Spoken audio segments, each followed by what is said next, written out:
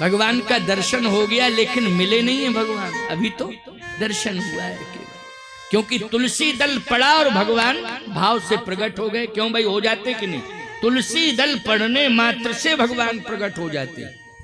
व्यंजन व्यंजन से प्रभावित नहीं होते हैं भगवान, केवल तुलसी दल से। इसलिए घर घर में तुलसी होना चाहिए। और माताओं, ऐसा भोजन बनाया करो जिसमें तुलसी दल पड़ सके। और तुलसी दल नहीं पड़ेगा तो भगवान स्वीकार नहीं करेंगे। और तुम्हें भी भोजन करना है, उस भोजन को प्रसाद बनाना है, तब पाना है। प्रसाद कब बनेगा भोजन? जब तुलसी दल पड़ जाएगा तो वो भोजन क्या बन जाएगा? प्रसाद, महाप्रसाद बन जाएगा। प्यारे, प्रसादस्तु प्रसन्नता, तुम्हारे जीवन की प्रसन्नता उसी में होगी। भगवान के प्रसाद के पाने में ही तुम्हारे जीवन की प्रसन्नता होगी। विश्वामित्र जी महाराज ने प्रसन्नता महसूस की कि आज मुझे भगवान का उच्छिष्ट प्रसाद पाने का सुअवसर मिला। उच्छिष्ट मिल गया ठाकुर जी का। हम लोग ठाकुर जी का उच्छिष्ट पाना चाहते हैं ना, तभी तो भोग लगाते हैं भगवान को तुलसी दल डाल के, वो प्रसाद बन जाता है। विश्वामित्र जी प्रसन्न हो गए, लेकिन दशरथ जी को आशीर्वाद नहीं दे रहे। प्रसन्न तो हैं, आशीर्वाद नहीं दे रहे। अच्छा, आशीर्वाद क्यों नहीं दे रहे? कारण क्या है? जब भोजन बहुत बढ़िया मिल गया पाने के लिए तो आशीर्वाद मिलना चाहिए। आजकल सबसे बड़ी समस्या यही है कि महात्मा आ जाएं ठीक है, लेकिन स्वयं अपने हाथ से प्रसाद बना लें तब तो ठीक है। लेकिन कहीं अगर ये कह दिया कि भोजन तुम्हारे घर में करेंगे, अगर पत्नी धार्मिक विचारधारा की है तो तुरंत भोजन प्रसाद तैयार करेगी, और अगर जरा सा भी उसके अंदर धार्मिकता नहीं है तो बहाना बनाएगी कि नहीं बनाएगी? बोलो, है? तुम कहोगे भोजन बनाओ, तुम्हें पता नहीं है सिलेंडर खत्म।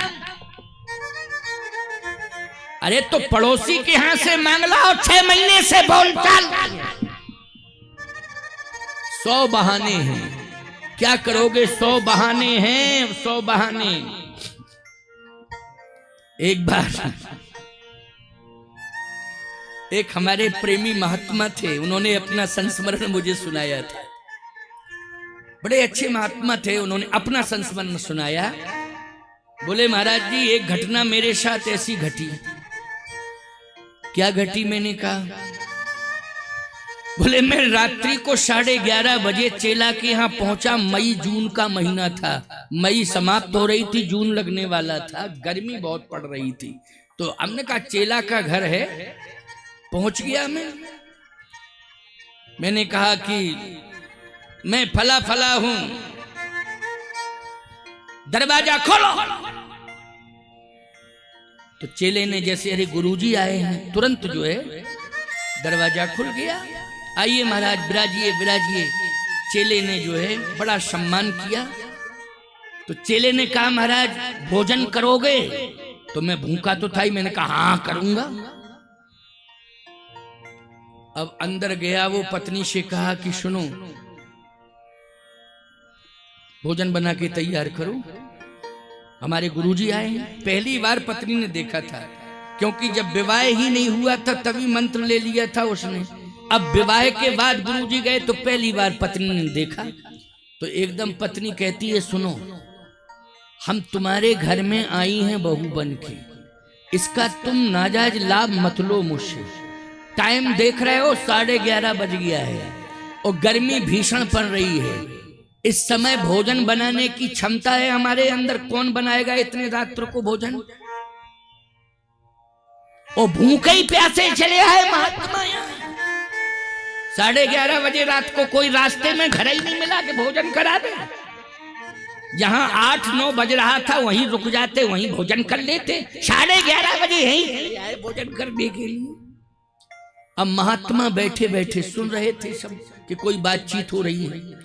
तो उसने कहा देखो गुरुजी आए हैं, अब हम ये तो नहीं कह सकते गुरुदेव भगवान रात्रि को भोजन अब हम नहीं करा सकते हैं, और बड़ी मजबूरी है, नहीं तो वो नाराज होके चले जाएंगे। हम तो नहीं कह सकते। पत्नी बोली तुम नहीं कह सकते हो, लेकिन हम तो नाटक कर ही सकते हैं भगाने वाला। हम तो पत्नी ने जो है झूठा रोना शुरू कर दिया, अंदर से झूठा रोना शुरू कर दिया बड़ी जोर जोर से। महात्मा बोले हमने सोचा कि अब यहां से खिसकना चाहिए, यहां रुकने से कोई लाभ नहीं है। और जैसे ही हम थोड़ा सा आगे बढ़े और रोना बंद, हम भी समझ गए कि ये झूठा रोना था, लौट चलो। फिर हम पहुंच गए से तारा। अब चेला बोला मुझसे, महाराज जी आप क्यों चले गए थे, क्या कारण था? आप चले गए, हम अंदर गए, आप बाहर निकल गए, क्या कारण था? और आप चले क्यों गए थे? कारण तुम्हें मालूम नहीं क्या था? रोने की आवाजें सुनाई दे रही थी। अरे महाराज वो तो झूठा ऐसे ही था। महात्मा बोले हम भी झूठे ही चले गए थे, हम सही थोड़ी गए थे, हम भी झूठे ही गए थे, सही नहीं गए थे। सही बात तो ये है प्यारे कि जीवन में सेवा का भाव होना चाहिए। अगर सेवा का भाव रहा, जेवत संत हरिहर करें, धन पुरुषन के भाग, तिनके ग्रह पावन भय, संत पधारे आए। कभी भी संत आ जाए ये समझ लो कि भगवान ने ही भेजा है उनको। उसमें टाइम मत देखा करो कि कितने बजे आए हैं। संतों के लिए तो हमेशा सेवा का भाव रहना चाहिए, क्योंकि संत आते नहीं हैं, भगवान भेजते हैं संतों को। यहाँ पर बोलो भाई हम तुम्हारे पास आए हैं, इस कथा को कहने के लिए आए हैं, तो यहाँ जब तक कामदगिरि भगवान की आज्ञा नहीं हो गई तब तक मैं नहीं चला, याद रखना।